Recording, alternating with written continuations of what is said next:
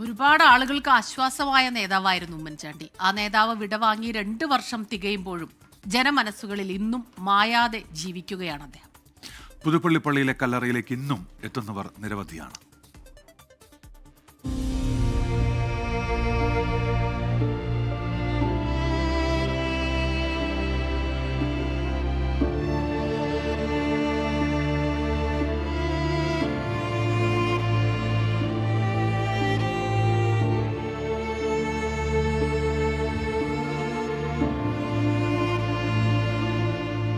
ഈ കല്ലറ ഒരു വിശുദ്ധൻ്റെയോ പുണ്യാളൻ്റെയോ അല്ല. ജീവിതകാലം ഒരുപാട് മനുഷ്യർക്ക് ആശ്വാസമായ ഒരു മനുഷ്യൻ്റെ കല്ലറയാണ്.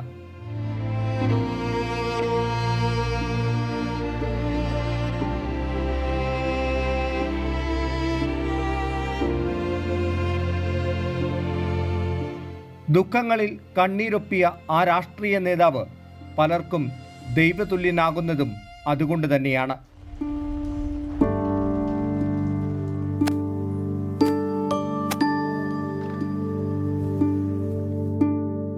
ഉമ്മൻചാണ്ടി സാറ് ഞങ്ങളുടെയൊക്കെ ഒരു വലിയൊരു ഫാനാണ്. കോവിഡിൻ്റെ സമയത്ത് ഞങ്ങൾ വിദേശത്തായിരുന്നു. അപ്പോൾ നാട്ടിലേക്ക് കയറിപ്പോകാൻ ഫ്ലൈറ്റൊന്നും ഇല്ലായിരുന്നു. അപ്പോൾ ഉമ്മൻചാണ്ടി സാറിൻ്റെ മകൻ അവരൊക്കെ ആയിട്ട് ബന്ധപ്പെട്ട് അങ്ങനെ സഹായങ്ങൾ കിട്ടിയിട്ടുണ്ട്. ഏതാവശ്യത്തിന് വിളിച്ചാലും എപ്പോഴും നമ്മുടെ മുമ്പിൽ തന്നെയുണ്ട്. ഒരാശ്വാസത്തിനായി കല്ലറയിലേക്ക് എത്തുന്നവർ നിരവധിയാണ്.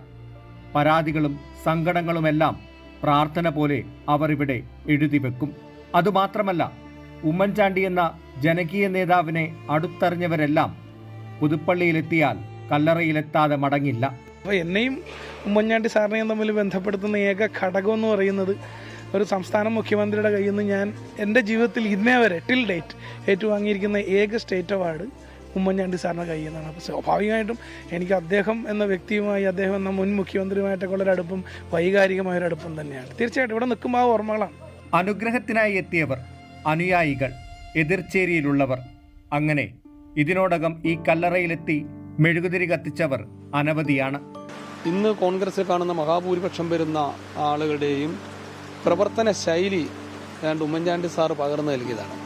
ആളുകളോടുള്ള അടുത്തുള്ള ഇടപെടലുകൾ, ആളുകളുടെ പ്രയാസങ്ങളിൽ നമുക്കും പ്രയാസം തോന്നുക, അവരെ സഹായിക്കണമെന്നുള്ള തോന്നലുണ്ടാകുക, അതിനേതറ്റം വരെയും പ്രയത്നിക്കുക, ഇതെല്ലാം ഉമ്മൻചാണ്ടി സാറിൽ നിന്ന് പഠിച്ചതാണ്.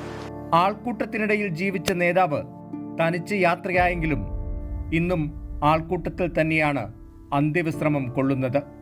ഒരുപാട് പേരുടെ കണ്ണീരൊപ്പി അവരുടെ ജീവിതത്തിൽ ആശ്വാസമായി മാറിയ നേതാവായിരുന്നു ഉമ്മൻചാണ്ടി. അതുകൊണ്ട് തന്നെയാണ് പുതുപ്പള്ളി പുണ്യാളന്റെ മുന്നിലെത്തുന്നവർ ഉമ്മൻചാണ്ടിയുടെ കല്ലറയിലുമെത്തി മെഴുകുതിരികൾ തെളിയിക്കുന്നത്. അത് ഇനിയും തുടരും. കോട്ടയത്ത് നിന്ന് അരുൺ നീണ്ടൂരിനൊപ്പം ടോബി ജോൺസൺ, 24.